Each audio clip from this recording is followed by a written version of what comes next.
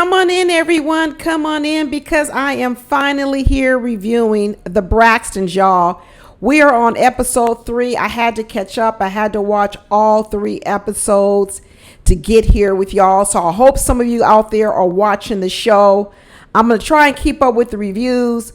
But I got to tell you straight out the gate, y'all, just like my thumbnail said, this family is in denial and delusion. I hate to be the one to break it to them, and I hate to be the one to break it to all y'all if you don't see it for yourself, but this is one depressing family. And let me tell you something. Let me just get right to it, because we've been here before with these Braxton sisters. This week was about grief counseling. And let me tell you something. We've been here before in a counseling session with these Braxtons. Remember the last time we tried to do it with that other man? One time we tried to do it with Iyanla Vanzant, and it never turns out well. It never really turns out well. You know why it never turns out well? Because they are not getting to the root of the problem. I know right now they're trying to focus on that they're getting grief counseling for Tracy's death. That's why we're here. That's why everybody is saying they got all these problems is because of Tracy's death. Well, let's really think about it, y'all. These ladies have had problems way before Tracy's death. I think it's real convenient to say everything that's going on is because of Tracy's death, and they're actually concentrated on grief counseling. But that's not going to do them no good. It's not going to do them any good, because really these people's grief, I'm going to tell you, it goes way, way back to their childhood. You know, Iyanla tried to get to the root of it. She tried to go back to that mama, but that mama didn't want to hear it. That mama never really wanted to hear that these ladies' issues go back to their childhood. Everyone in this family, every single female, these ladies have, I actually want to say, some form of mental health crisis. All of them, including Tony. I know Tony doesn't think that she does, but she does. And I also want to say including Tracy. I know everybody loves Tracy. It's sad that Tracy passed away, but Tracy also had some mental health moments, just like all these sisters do. And hers goes back to the childhood too. And I remember everyone kept saying, I don't understand why Tracy is still hung up on what went on when she was young and she was forced out of the group because she was pregnant. And later on, we found out that she wasn't the only one pregnant, because Trina admitted she was 6 months pregnant as well when they signed the contract. This is what I'm saying. Everyone keeps trying to point to other things of where all these issues come from. And to be honest with you, it comes long before any of these things. Tracy's problems, I'm going to tell you now, came long before she even had that issue with signing the contract. All these ladies do. And if you look at these ladies now, I want everybody to really look at them. And I'm telling you, a lot of the illnesses that they're suffering from now, right here and now today, are a result of physiological issues. I'm not no medical doctor. Where are my medical doctors? Where are my mental health doctors? Where are my mental health counselors out there? I know some of you are watching and listening. I'm going to need you to help me down in the comments, because I don't know the right words to describe what I'm talking about. But one thing I do see is I see the pattern. I see the pattern. I don't know what the right clinical term for it is, but I see the pattern. I want you guys to really look at all these ladies, and I want you to see that a lot of the things that they are suffering from here today come from mental health issues. Mental health issues. When you look, and when I say mental health, I also mean stress. I mean a lot of things. A lot of things. When you look at Tony, and Tony has lupus. Lupus is an autoimmune disease. And one of the things that really flares up lupus is stress. And I want to say that Tony's disease around lupus can be caused by a lot of different things that I think are also involved with the mental health things she's had to deal with her entire life. I really do. When you look at Tawanda, alopecia, people talk about how alopecia also is a result of stress. Stress can exacerbate alopecia. When you look at Trina, Trina's drinking.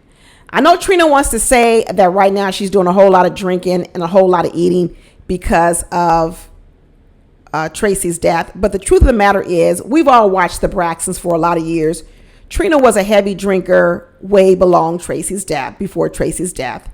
She was a heavy drinker back when she was with Gabe. She was a heavy drinker, period. They always used to call her the party girl.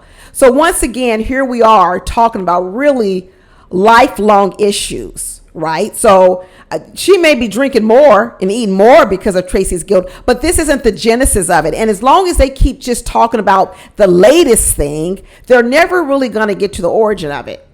We all know that Tamar absolutely suffers from some mental health crises. She's even admitted she's gone to a hospital for it.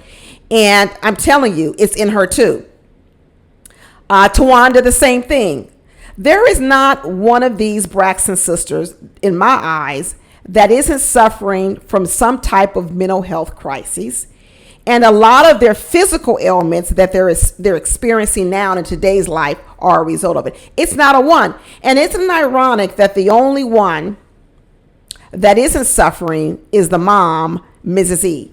I know the mom doesn't want to take any sort of ownership that some of this stuff these ladies, because they're not girls anymore, are going through, trace back to their childhood. She just wants to keep yelling and screaming at them and telling them, why can't they get along? Why can't they forgive each other? Well, Mrs. E, they can't forgive each other because you actually still haven't forgiven your ex-husband for cheating on you over 30 years ago?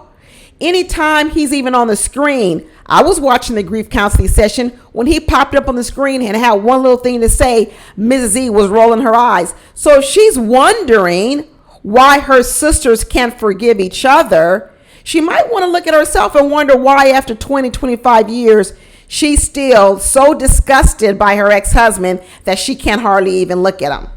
Maybe it starts there. I'm telling you, these ladies are so in denial of where all these issues come from that they're not going to really fix the main issue. Because Trina took up a whole lot of this episode talking about the grief with Tracy. She went to the mental health counselor, the grief counselor, and she's talking about how she can't sleep. All she can do is eat and drink, and she's self-medicating. Well, we've seen Trina here before. We've seen her before, and that's the thing, Trina. We've seen you here before. The counselor says, well, is this the first time it's ever happened to you, Trina? No, it kind of started when Gabe passed away. Okay, let's go back to then. You was drinking then too? Yeah. What happened? Well, my husband didn't accept the fact that I was grieving over Gabe. Here's the problem, Trina. You were grieving over Gabe when he was alive. You were grieving over Gabe when he was alive. Trina, you really have had a lot of mental health crisis, period. I really wish Trina would really go back, way back to her childhood, to the original grief, the original one, so she can get the root of this. Because all Trina really is doing is all she's saying is at every single junction, that's the cause of her drinking. That's the cause of her not sleeping. That's the cause of her grief. And it just so happens that right now, we're dealing with the death of Tracy, and it's been 2 years. I'm even afraid, y'all, that this mental health issues in this family has trickled down to some of the children of these 5 ladies, because we see in this episode that little Kevin, and I don't know why we call him little Kevin, because he's not little no more. He's a grown man. Kevin is in turmoil, and he's in the middle of a divorce.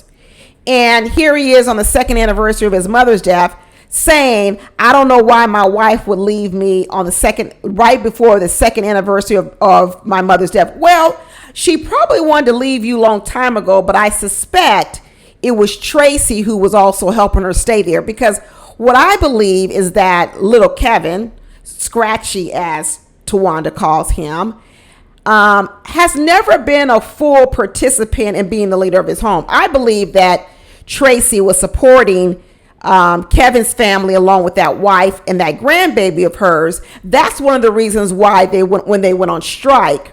Remember when they went on strike?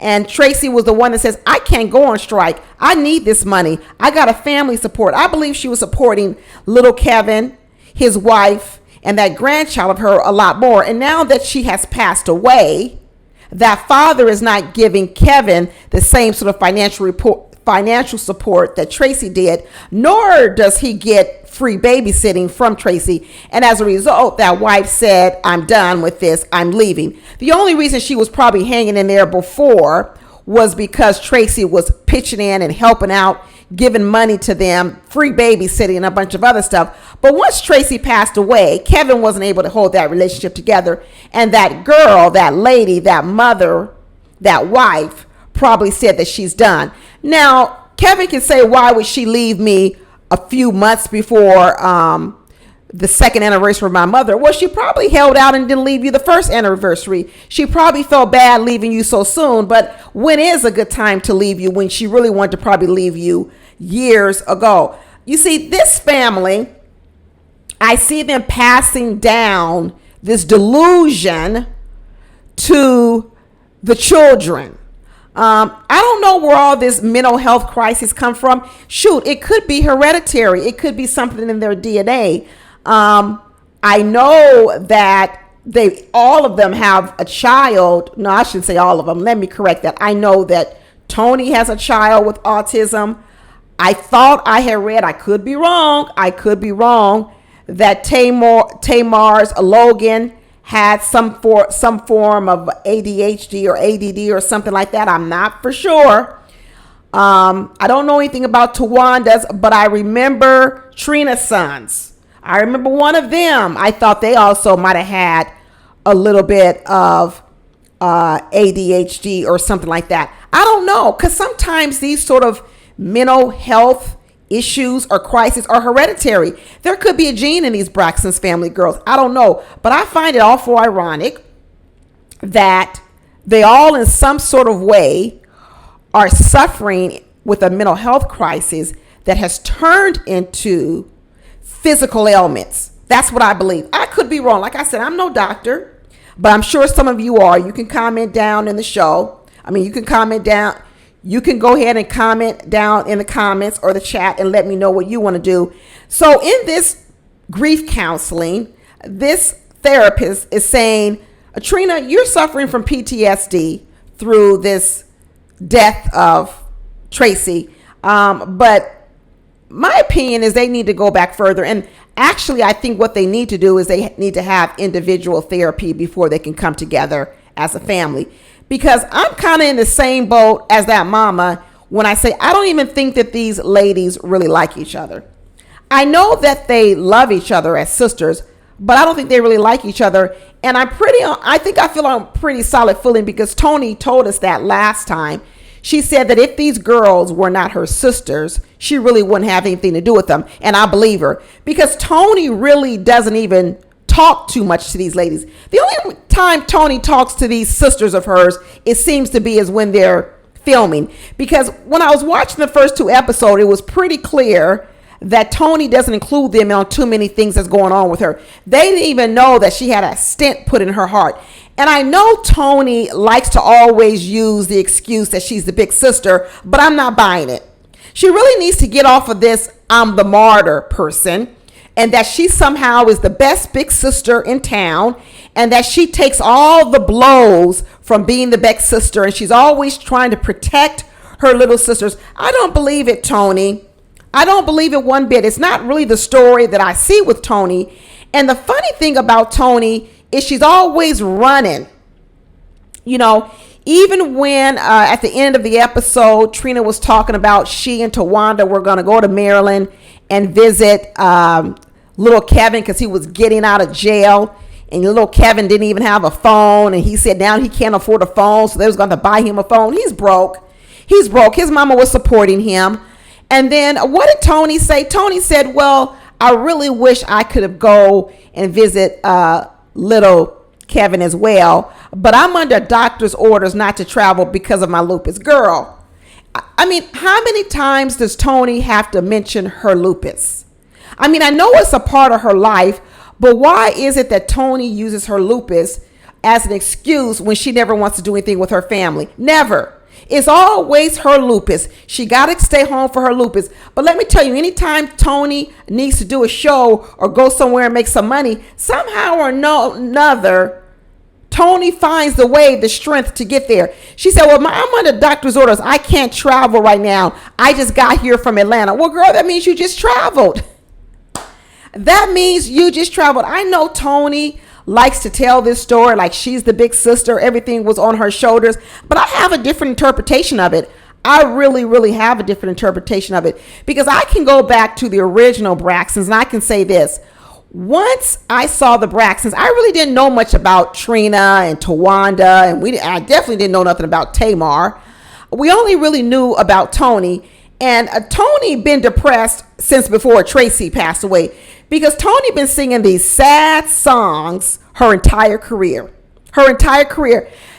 And I'm telling you, she's good at it. She's good at it, but it's got to come from somewhere. To sing the songs the way she does, it's got to come from somewhere. I mean, what are Toni's songs? Unbreak My Heart.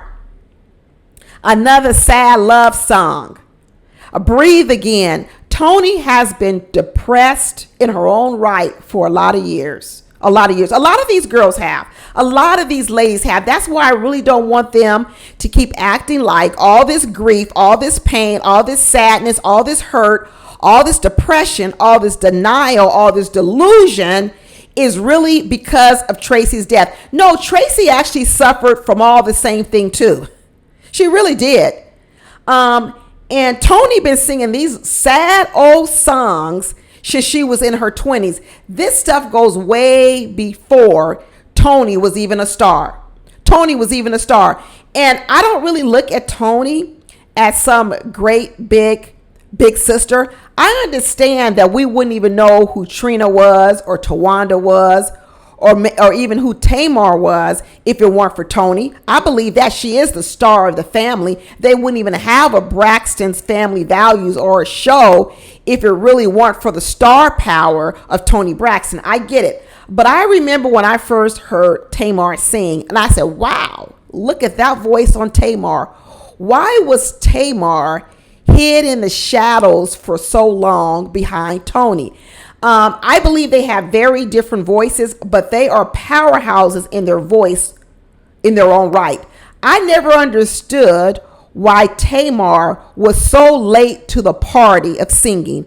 That tells me that there was an effort behind the scenes to keep Toni in the spotlight. And I know Toni wants to believe that she's so sacrificial for all these sisters. She's always telling the story that she never believes she can do anything because she's got to do it for the family. She's got to do things even beyond over her own kids. I'm not buying it because what's she talking about? Money?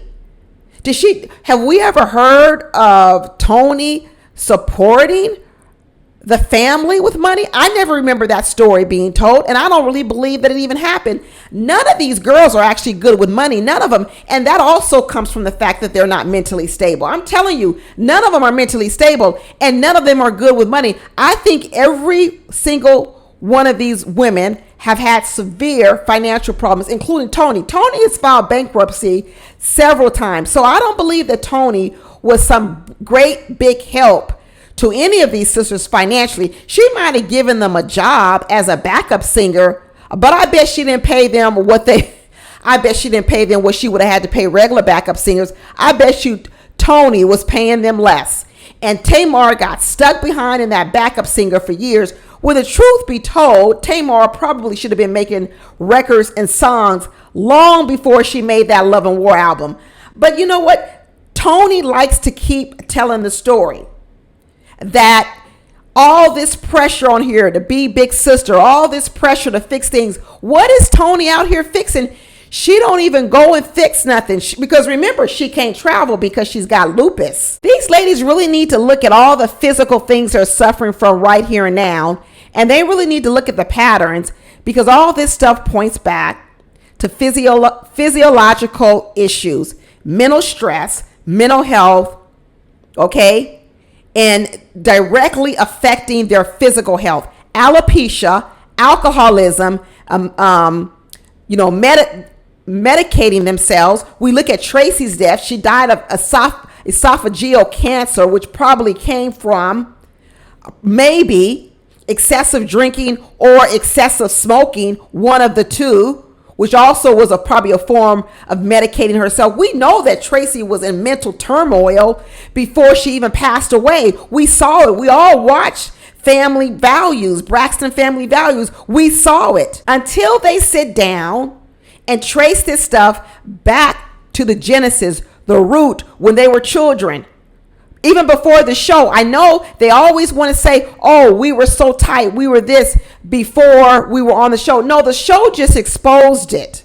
The show exposes. They all keep saying these different moments was the beginning of the issues with them. No, the show exposed what was already there when you guys were younger children. It came from the household. That father has tried to get away with it. That father had a whole double life with the mistress lady that he eventually went on and married. Let's talk about that. But they can't talk about it because Miss E doesn't want to talk about it. I understand that she's older. She's in her 70s now. There's maybe not much reason for her to be dredging it up. She's in the last years of her life. But these girls have a lot of life in them. And what they need to do is they need to free themselves from it. You got Trina over here talking about she can't sleep. She's up to 6 and 7 in the morning. She talking about she's seeing ghosts. She's seeing her old ex-husband. She's seeing Tracy. She's seeing images and she keeps thinking it's over Tracy's death. Girl, no, you not drinking and eating over Tracy alone because you was drinking and eating over Gabe. You was drinking and eating over things before then too. Even when that therapist said, let's unpack this, Trina was like, I don't want to unpack it. I don't want to touch it. Well, girl, if you don't want to touch it, if you don't want to confront it, you're not going to never fix it. Where did they learn how to cover up all this? You know where they learned it from? They learned it from her mama. Because one thing we know about that mama, Mrs. E, is she loves the spotlight and she loves to cover things up. She covered up that cheating man cheating on her for years. She covered it up for image. They learned to keep their mouths shut and keep the skeletons in the closet for this whole entire family. And now they are living in a mental turmoil, a mental closet, a mental slavery, and all that mental slavery and stress and all that is formulating in the form of physical illness. And now we hear that little Kevin is now suffering probably financial issues, marital issues. And now all of a sudden they tell us he's starting to have seizures, another physical ailment because of all the mental stress. Seizures. They all just lie to themselves and they're in delusion. I mean, that whole car scene with Tawanda. My gosh, what is Tawanda trying to make us believe? That she's so in tune with her kid's life? No, she's not. She didn't even know that they had already taken their midterm exams. What is she talking about? Does she not think we can't see or hear? She's talking about, oh, let's talk about homework. Midterms coming up. And the kid's like, we already did that. You don't even know when your kids' midterms are. She's over here talking about like she's so close to little Kevin, talking about we're going to go see your cousin Scratchy. Her son was like, who's Scratchy? And Wanda was like, that's what I call your cousins all the time. No, you must not call him that all the time, because if you called him that all the time, your own son would know who Scratchy was. Tawanda over here putting on a whole act in this car for this TV show as if she's so tight with little Kevin and Scratchy, as she calls it. No, she's not. When little Kevin was in jail for 2 days and they didn't hear from him, and they're talking about, you know, how they couldn't contact little Kevin and he wasn't calling him and all this, and they were so worried about him, and they're going to fly out to Maryland to see him. But you hear Tony saying she can't go once again because of her lupus. And did y'all hear the way they finally got in contact with little Kevin? They said that the showrunner, his name was OG, was able to get in touch with Kevin because he went through the father. So y'all didn't know, y'all didn't come up with that idea. Y'all didn't know that here the father is in the same state with little Kevin. Y'all didn't think about calling your daddy to see if he could get in contact with Kevin? No, because they're probably not talking to their daddy either. These girls love to put on an act. They love to pretend like they're such good friends, they're such good sisters, and they're so close. No, they're not. No, they're not. And they haven't been for a very, very long time. I know they want to say the division started with Tracy. No, it didn't. With her death. No, it didn't. It didn't start even during that time when Tracy was exposing all the problems in the family. That's why they was mad at Tracy, because she was exposing the deep-rooted problems in the family. They want to say it started when the show started. No, it didn't. It started long before that, too. Long before that. It goes back to their childhood. And until they are ready to face what really went on in this family when they were little girls, long before they were stars, long before they had this show, and I'm going to say long before Tony had signed any musical contract, it was long before that too, then they're not going to find no healing. And if they don't find no healing, they're going to continue to get sick. They're all going to continue to get sick. But let me tell you, the type of skeletons that they are carrying around, the type of hurt, the type of pain, the type of delusion, the type of denial that they have inside of their bodies, it is starting to ooze out in the form of physical ailments. Like I said, you got Tony and her lupus. You got Tawanda and her alopecia. You got Trina medicating with alcohol and food. Okay? You got Tracy, who died of esophageal cancer, probably from also medicating either with smoking or drinking. And now you got Kevin over here also, inheriting a lot of this family trauma, and now he's over here having seizures. Ugh. It's sad to watch. It is sad to watch, and it's sad to see women so older that they're not putting the pieces of this puzzle together. They need to put it together soon. They really do, if they want to live a better and healthier life. Anyway, that's it, y'all. I will talk to you later. Bye.